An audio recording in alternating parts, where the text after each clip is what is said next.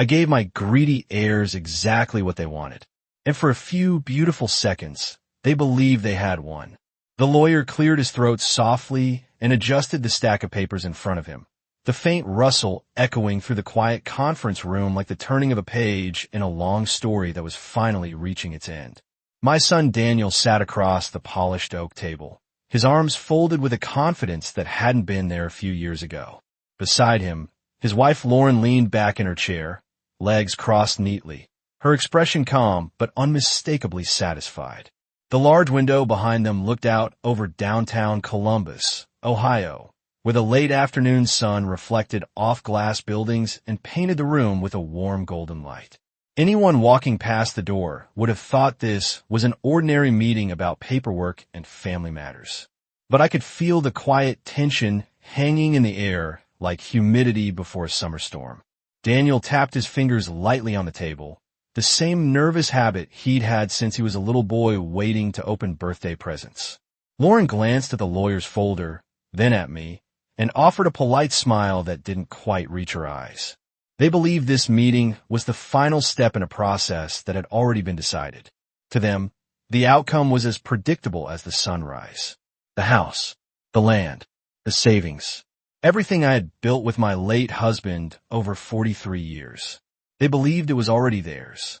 The lawyer, Thomas Caldwell, had known my family almost as long as I had known my husband. His gray hair was neatly combed, his glasses resting low on the bridge of his nose as he scanned the final page. For a moment, he didn't say anything. He simply read silently, the corner of his mouth tightening in that subtle way I had learned to recognize during our private meetings. Daniel leaned forward slightly. "So, that's everything?" he asked, trying to sound casual, but unable to hide the eagerness in his voice. Lauren's fingers rested gently on his arm, but her eyes stayed fixed on the document.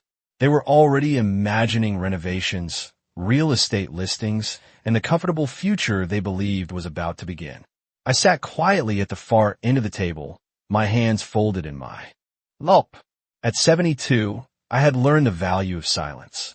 People reveal a great deal when they believe the conversation is already over. Thomas turned one more page, then paused. Not a long pause, just long enough to make Daniel glance up.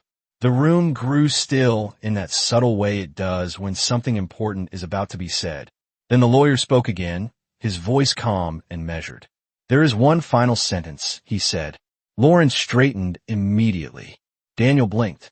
They hadn't expected anything more. For a brief moment, neither of them noticed the small smile that touched the corner of my lips as the lawyer prepared to read the line that would change everything. 2 years earlier, the house felt far too quiet for a place that had once held so much laughter. After my husband, Robert, passed away, the rooms seemed larger somehow, as if the walls themselves had stepped back to make space for the silence he left behind. The grandfather clock in the hallway ticked louder than it ever had before, marking each second in a steady rhythm that reminded me how different life had become. For 43 years, Robert and I had built that home together piece by piece. We planted the maple tree in the front yard when Daniel was 5 years old.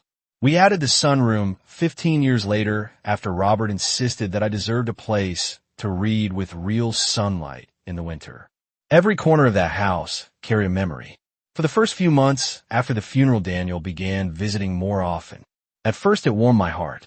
My son had always been busy with work and family, and I assumed he simply wanted to make sure I was not lonely. He would stop by on Sunday afternoons with a bag of groceries or a container of soup Lauren had made. He would sit at the kitchen table while I brewed coffee and asked how I was sleeping, how the garden was doing, whether the roof needed repairs before the Ohio winter arrived. I believe those visits came from love. Looking back now, I realized they came from something else entirely. The first sign was small enough that I almost ignored it. One afternoon, Daniel stood in the living room studying the walls the way a real estate agent might study a property. He walked slowly, from a fireplace to the front windows, glancing at the ceiling and the hardwood floors. Then he said, almost casually, that the house was much larger than one person needed. Lauren said the same thing the following weekend when she visited with him. She stood in the doorway of the dining room and looked around with polite interest, as if she were seeing the place for the first time instead of visiting a home that had welcomed her for more than 10 years. She commented that a house like this could sell for a very good price in the current market. At the time, I simply smiled and poured another cup of coffee. People talk about property values the way they talk about the weather.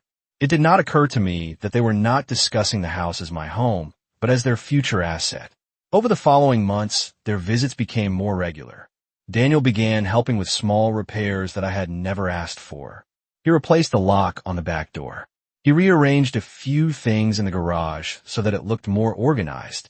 Lauren started making suggestions about the kitchen cabinets and the color of the living room walls. She spoke about improvements in the same cheerful tone someone might use while planning a renovation project that was already theirs. I listened quietly, nodding when appropriate, believing my son simply wanted to take care of me. What I did not realize then was that they were not preparing to help me live comfortably in that house. They were preparing for the day when they believed it would belong to them.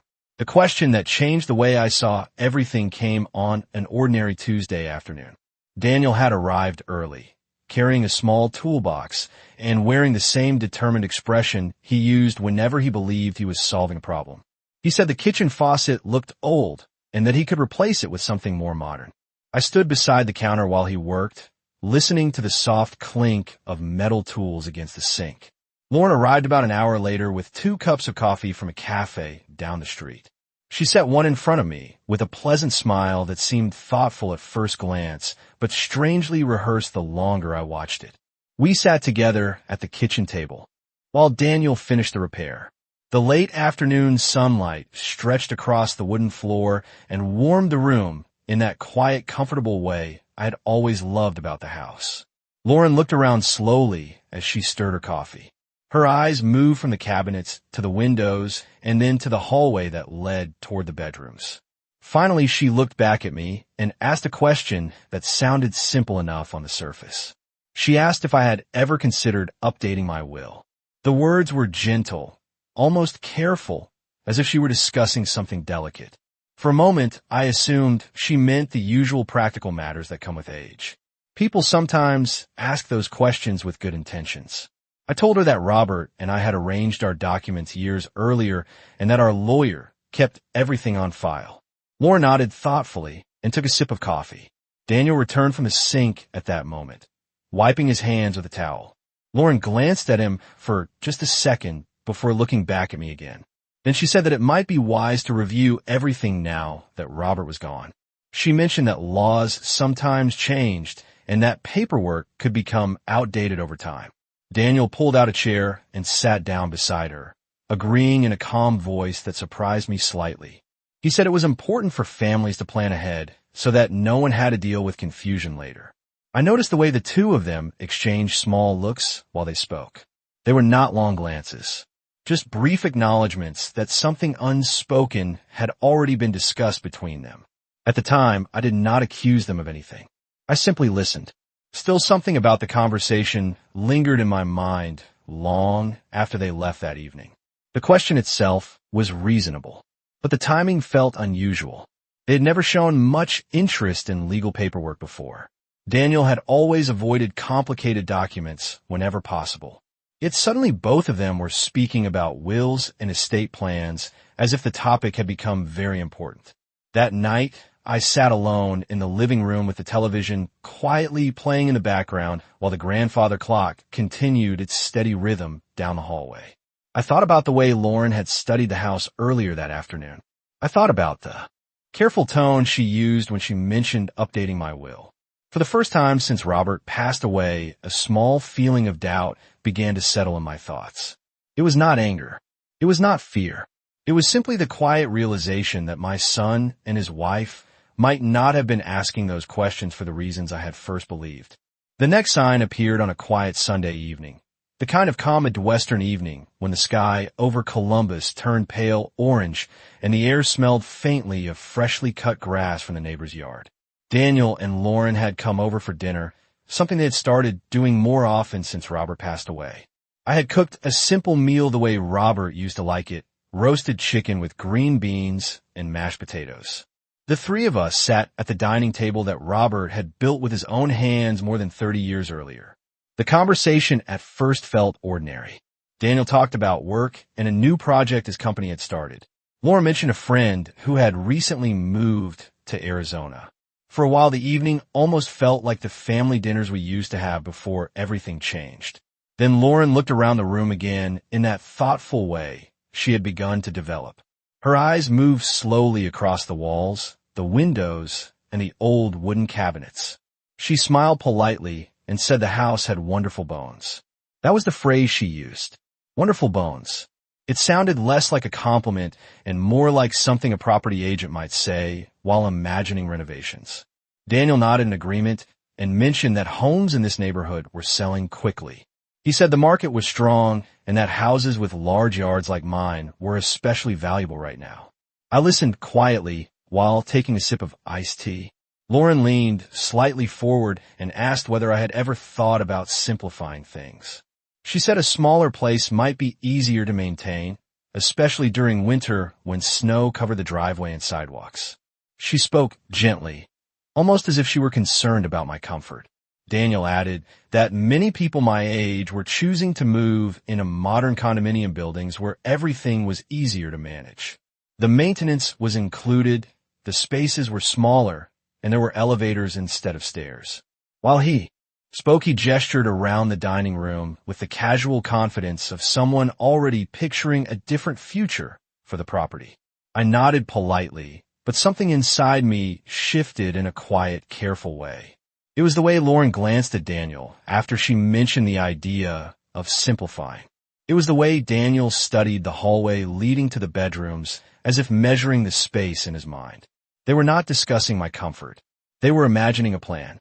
I finished my dinner slowly and cleared the dishes while they continued talking about housing prices and how quickly properties in our area could sell. When the plates were washed and the kitchen lights dimmed for the night, I walked through the house alone the way I often did before going to bed. I paused in the living room where Robert and I had spent countless evenings reading together. I ran my hand across the back of his favorite chair and looked around at the photographs on the walls. For the first time, I wondered whether Daniel and Lauren saw these rooms the same way I did. To me, this house was a lifetime of memories built one season at a time. But to them, it was beginning to sound more like square footage, market value, and a future investment waiting quietly behind my front door. The moment that finally opened my eyes arrived on a quiet Thursday evening near the end of October. The air outside had turned colder, and the maple tree Robert planted decades ago had begun dropping bright red leaves across the front yard. I had just finished washing the dinner dishes when I realized I had left my reading glasses upstairs. As I walked toward the staircase, I heard Daniel's voice coming from the back porch. The sliding glass door was slightly open, and the cool autumn air drifted into the kitchen. At first, I assumed he was simply finishing a phone call before leaving for the night. But when I heard Lauren's voice respond from the porch, I paused without meaning to. I was not trying to listen. I simply stood there because something in their tone sounded different from the polite conversations they had with me. Lauren spoke first, her voice low but clear enough to carry through the open doorway. She said that the house would sell quickly once everything was settled. Daniel responded with a short laugh that I had not heard from him in years. It was not the warm laugh he had as a child. It was sharper, almost relieved. He said the property alone could easily bring in over $600,000 in the current market. Lauren replied that they could finally move somewhere larger, maybe closer to the newer developments outside the city where homes had bigger kitchens and open floor plans. I felt my hand rest against the edge of the kitchen counter as their conversation continued. Lauren mentioned that once the paperwork was taken care of, there would be nothing stopping them from listing the property right away. Daniel said they only needed to be patient a little longer. Then Lauren added something that made the room feel suddenly colder than the October air drifting through the door. She said that people at my age usually did not remain in large houses much longer anyway. She said it gently, almost thoughtfully, but the meaning was clear. They were not discussing a distant future. They were planning a timeline. Daniel did not argue with her. Instead, he said that once everything transferred properly, they could start preparing the house for sale immediately. New paint, updated lighting, and staging would increase the value. They spoke about the place where I had lived for more than 4 decades, as if it were already an empty property waiting for the next owner. I stood quietly in the kitchen, listening to the voices of my own family describing a future that did not include me living there anymore. For a long moment, I simply watched the reflection of the porch light on the glass door. My first reaction was not anger. It was clarity. The small questions that had been forming in my mind over the past months suddenly fit together like pieces of a puzzle. The careful questions about my will. The conversations about simplifying my life. The way Lauren studied the house each time she visited. They had not been trying to help me. They had been preparing for the day they believed the house would become theirs. When Daniel and Lauren returned inside a few minutes later, I was already sitting at the kitchen table with a cup of tea. I smiled calmly as they stepped through the door. They had no idea that the conversation they thought was private had just changed everything. That night after Daniel and Lauren left, I did not go upstairs right away. I remained sitting at the kitchen table long after the sound of their car disappeared down the street. The house was quiet again, the same deep quiet that had settled into every room after Robert passed away, but now the silence felt different. It no longer felt lonely. It felt thoughtful.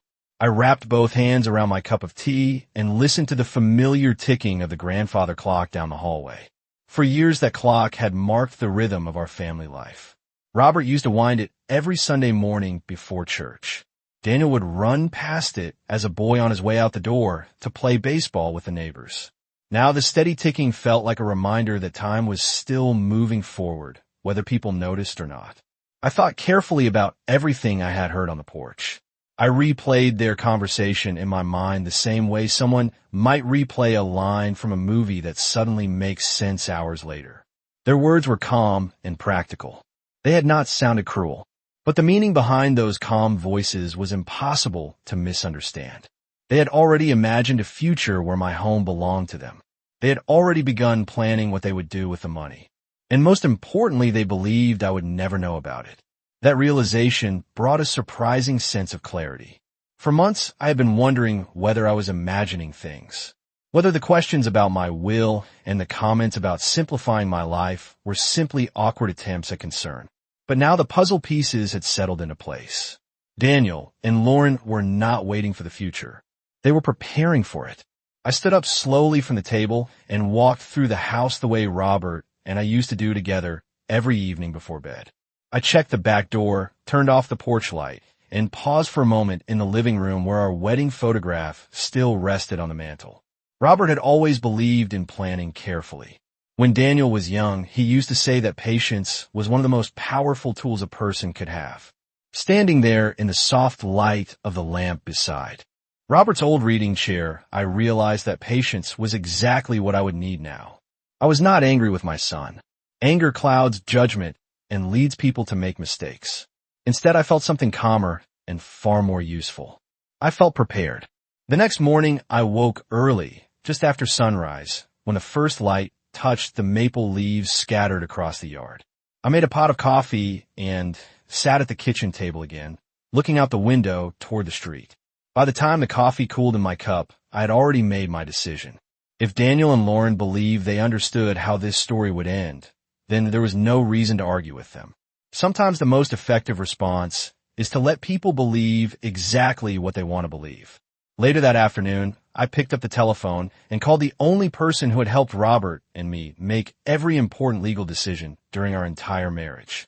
His name was Thomas Caldwell, and I asked him if he had time to meet with me the following week. 3 days later, I walked into Thomas Caldwell's office just after 10 o'clock in the morning. His office had not changed much over the years. The same tall bookshelf stood against the wall, filled with thick legal volumes that Robert used to joke no one had read since the 1970s. The same framed photograph of the downtown Columbus courthouse hung behind Thomas's desk. Even the coffee machine in the corner looked familiar. Thomas stood up when I entered, offering the same polite smile he had given us during dozens of meetings over the years. He shook my hand gently and asked how I had been holding up since Robert passed away. His voice carried the quiet respect of someone who had known my husband for a very long time. I sat down in the chair across from his desk and folded my hands in my lap. For a moment we spoke about ordinary things. The weather, the changing leaves, the way Ohio winters always seem to arrive sooner than anyone expected. Then Thomas leaned back slightly and looked at me with the thoughtful expression lawyers use when they know the conversation is about to turn serious. He asked what he could help me with. I told him that I wanted to review my will. The moment the words left my mouth, I noticed a small shift in his expression. It was not surprise exactly. It was recognition. Thomas removed his glasses, cleaned them slowly with a cloth, and then placed them back on his face before speaking. He said that it was interesting I had chosen to come in now, because he had received several calls over the past few months regarding my estate. I asked him who had called. Thomas looked directly at me before answering. He said that Daniel had contacted the office more than once. The first call had come shortly after Robert's funeral. Daniel had asked general questions about how property transfers worked after a spouse passed away. That kind of inquiry was not unusual, Thomas explained. Families often ask about those things during difficult times. But Daniel had called again 2 weeks later, and again the following month.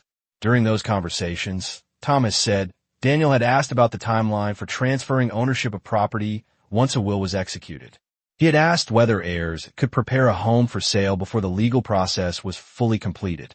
Thomas paused there for a moment, watching my reaction carefully. I did not interrupt him. I simply listened. Then he added that Lauren had called once as well. Her questions were more specific.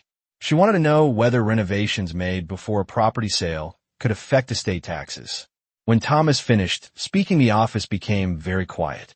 Outside the window, I could see a few yellow leaves drifting across the courthouse lawn.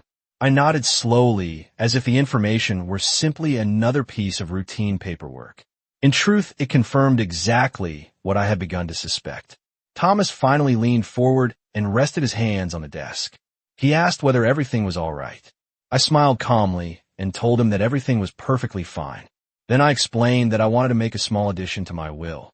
Just one sentence. Nothing complicated, but a sentence that would ensure everything happened exactly the way it was supposed to. I watched Thomas Caldwell carefully as he listened to my request. He had been practicing law for more than 40 years. Long enough to recognize when a client was about to make a decision that carried more meaning than the words themselves. He folded his hands on top of the desk and asked what kind of addition I had in mind. I told him that it was nothing dramatic and that I was not interested in changing the entire document. Robert and I had spent too many years building our estate plan to tear it apart now. Instead, I explained that I wanted to keep everything almost exactly the way it had been written before.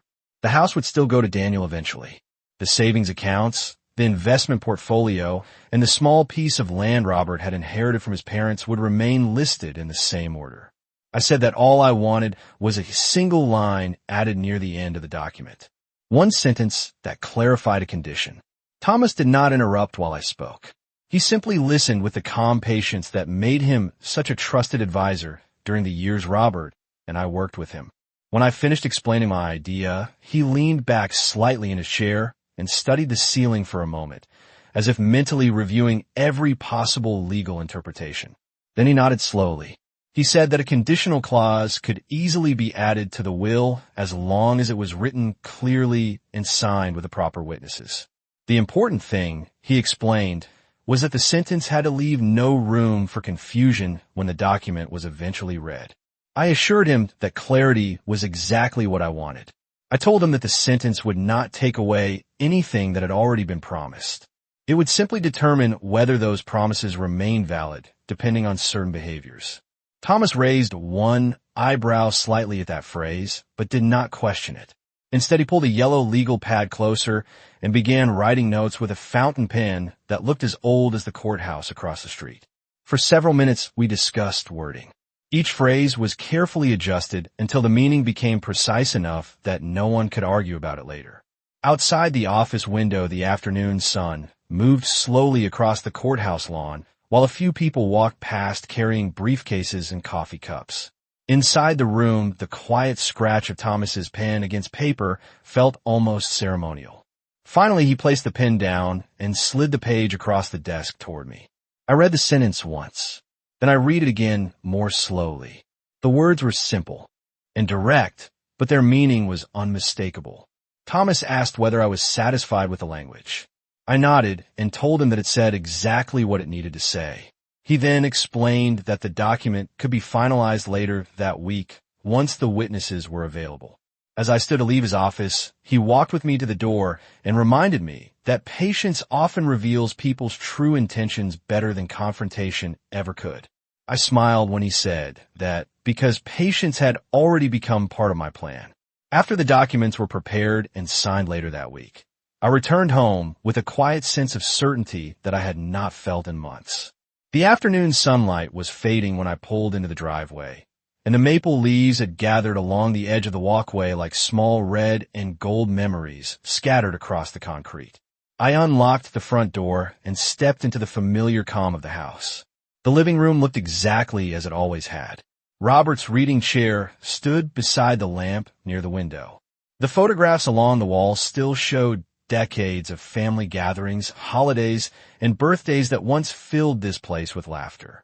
For a few minutes, I walked slowly through each room the way someone might walk through a museum of their own life. The kitchen still carried the faint scent of coffee from that morning.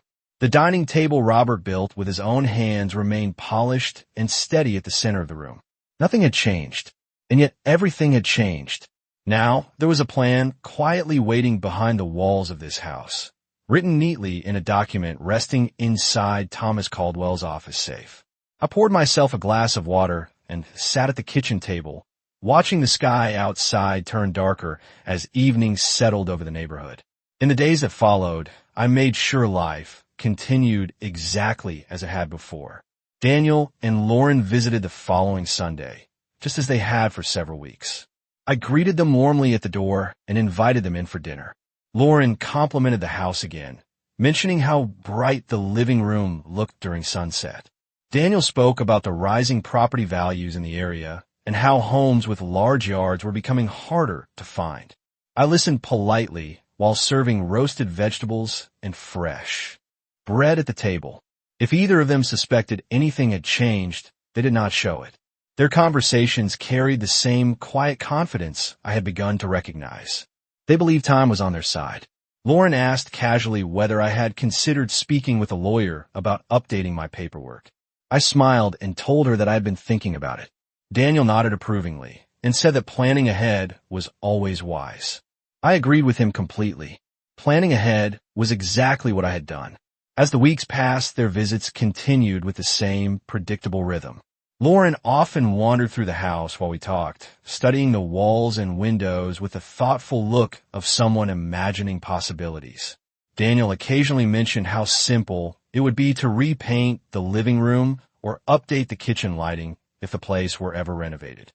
Each comment revealed a little more about the future they had already constructed in their minds.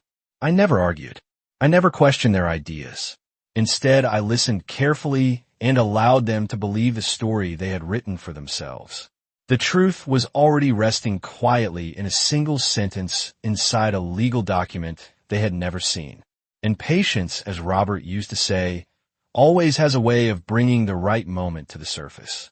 Winter arrived slowly that year, the kind of steady Midwestern winter that covered the neighborhood in quiet layers of snow and softened every sound outside the house. The maple tree in the front yard stood bare against the gray sky, its branches thin and still, while the sidewalks filled with the familiar crunch of boots and shovels. Life continued with a calm routine that Daniel and Lauren seemed to find reassuring. They visited often, sometimes on Sunday afternoons, sometimes during the week when Daniel said he wanted to check on the furnace or make sure the driveway had been cleared properly after a storm. Lauren usually arrived with a warm smile and a container of soup or baked bread, placing it carefully on the kitchen counter as if she were performing a small act of kindness. Their visits looked thoughtful from the outside. Anyone watching would have believed they were simply a devoted son and daughter-in-law, making sure an older family member was comfortable during the colder months. Inside the house, however, the conversation slowly revealed something else. Daniel continued to talk about real estate the way people discuss sports statistics. He mentioned that a house on the next block had sold for nearly $650,000. He described how the new owners planned to renovate the kitchen and open the wall between the dining room and the living room to create a larger space. Lauren often listened with interest, occasionally glancing around the room as if imagining similar changes here. She would stand near the window and comment on how much natural light filled the living room during the afternoon. She would walk through the hallway and say that the bedrooms were surprisingly spacious for a house built so many years ago. I listened quietly during these conversations, sometimes adding a polite comment, sometimes simply nodding while stirring a pot of tea on the stove. They believed these discussions were harmless, that I either did not notice their intentions or did not understand them fully. What they did not realize was that every word they spoke only confirmed the decision I had already made. One evening in early February, after a light snowfall covered the neighborhood in white, Daniel arrived alone to help move a heavy box from the basement. While we worked, he mentioned again that maintaining such a large property must be exhausting during winter. He said it gently, almost thoughtfully, as if he were offering concern rather than suggestion. I thanked him for helping and told him that I appreciated his visits. Then I asked whether he and Lauren had been busy with their own house lately. Daniel smiled and said they were already thinking about the future, about finding something larger someday. His voice carried the same quiet confidence I had come to recognize during the past year. When he left later that night, I stood by the front window and watched his car disappear down the snowy street. The porch light reflected softly on the frozen driveway, and the entire neighborhood felt still beneath the winter sky. Somewhere in Thomas Caldwell's office, safe, a document waited patiently for the right moment. And that moment was slowly approaching, whether Daniel and Lauren realized it or not. Spring arrived quietly that year. Almost without anyone noticing the exact day, winter finally released its grip on the city. The snow melted slowly along the sidewalks and the maple tree inn. The front yard began to show the first small buds of green at the tips of its branches. Life in the neighborhood returned to its familiar rhythm. Children rode bicycles down the street again, and the sound of lawnmowers replaced the quiet stillness of winter mornings. Inside the house, the routine remained just as steady. Daniel and Lauren continued their visits, sometimes bringing groceries, sometimes stopping by simply to talk. To anyone observing from the outside, they still appeared thoughtful and attentive. But by then, I understood the difference between kindness and patience. They were waiting. They believed time was slowly working in their favor. One Sunday afternoon, they arrived earlier than usual.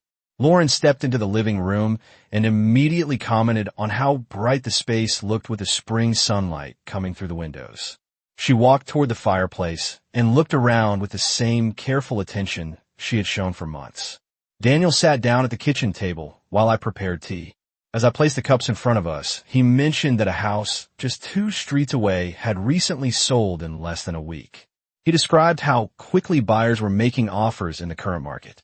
Lauren listened with interest and added that properties with large yards like mine were becoming increasingly rare in this part of Columbus. I nodded politely and asked whether they had been thinking about moving themselves.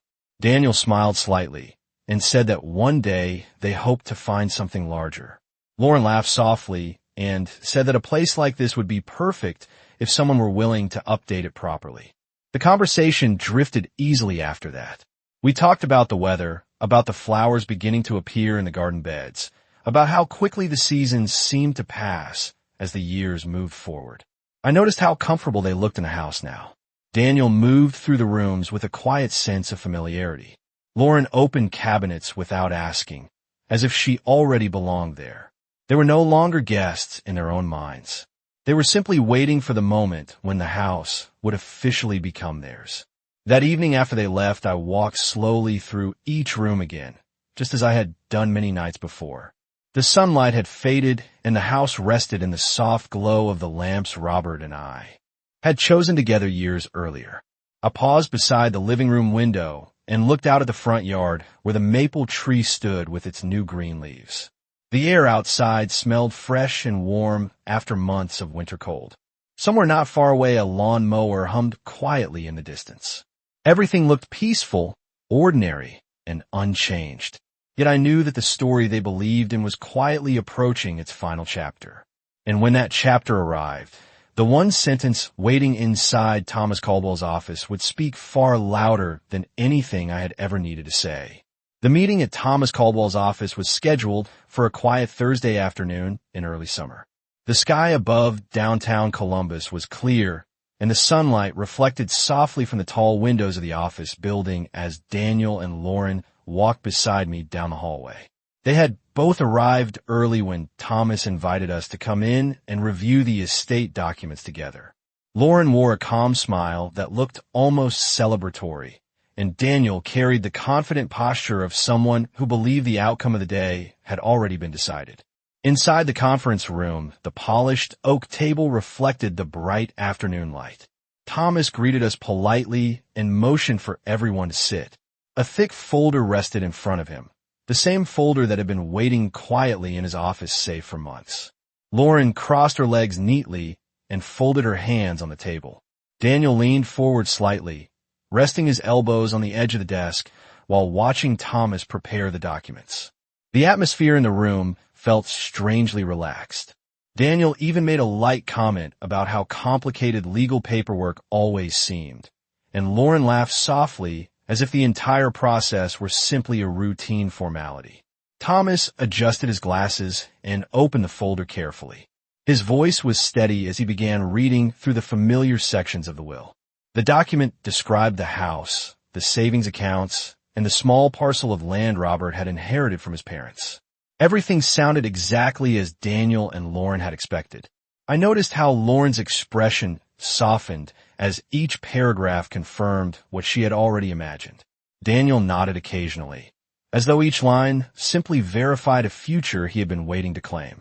The room remained quiet except for the calm rhythm of Thomas's voice and the distant sound of traffic drifting through the office windows. Then he reached the final page. Thomas paused for a moment before continuing. The pause was brief but noticeable, long enough for Daniel to glance up from the table. Lauren leaned slightly forward in her chair, the same polite smile still resting on her face. Thomas looked down at the page once more and cleared his throat softly before speaking again. He explained that an additional clause had been added to the will during the most recent revision. Daniel's expression showed mild curiosity rather than concern. Lauren tilted her head slightly, as if the detail were nothing more than a small technical addition. Thomas then read the sentence exactly as it had been written. The clause stated that all inheritances listed in the document would remain valid only if the beneficiaries had acted in good faith and without attempts to influence or accelerate the transfer of property during my lifetime. If evidence showed that any heir had attempted to pressure, manipulate, or prematurely prepare the estate for personal gain, their inheritance would be considered void, and the assets would instead be donated to a charitable housing foundation Robert and I had supported for many years. The words settled quietly into the room. Daniel stopped moving completely. Lauren's smile faded slowly as the meaning of the sentence reached her. Thomas finished reading and gently closed the folder. The silence that followed was deeper than any conversation could have been. No one spoke for several seconds after Thomas Caldwell closed the folder. The quiet in the room felt heavier than any argument could have been. Daniel sat frozen in his chair, staring at the table as if the polished wood might suddenly explain what he had just heard. Lauren remained very still beside him, her posture straight but tense, the confident smile she had carried into the room now completely gone. Outside the window, the afternoon traffic moved normally through the streets of Columbus, cars passing beneath the summer sunlight, as if nothing unusual had happened at all. Inside the room, however, everything had changed. Daniel finally lifted his head and looked toward Thomas with confusion that slowly shifted into disbelief. He asked what exactly that clause meant. Thomas answered calmly, the same professional tone he had used throughout the meeting. He explained that the language of the document was clear.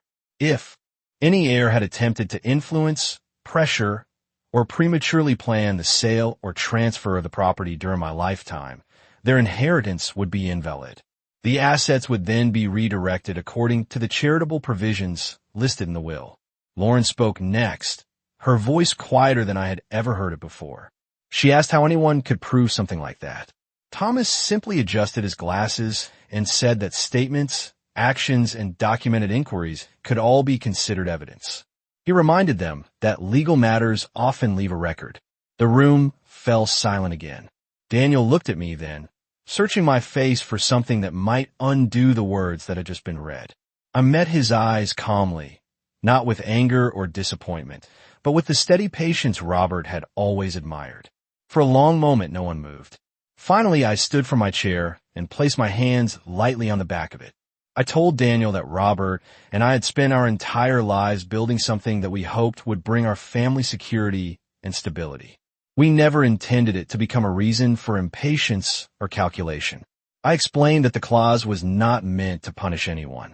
It was simply meant to protect the spirit of what Robert and I believed family should represent. Daniel looked down at the table again, and Lauren remained silent beside him. Thomas gathered the papers neatly and placed them back in the folder. The meeting was finished. I thanked him politely and turned toward the door. As I stepped into the hallway, the afternoon sunlight filled the corridor with a warm glow that felt almost peaceful after the tension of the room. I walked slowly toward the elevator, listening to the quiet echo of my footsteps against the floor. Outside, the city moved forward with its usual rhythm, unaware of the small but important ending that had just taken place. For the first time in a long while, I felt completely calm. The house Robert and I built was still waiting for me at the end of the street where the maple tree stood. And now the future of that house would belong only to the people who understood what it truly meant.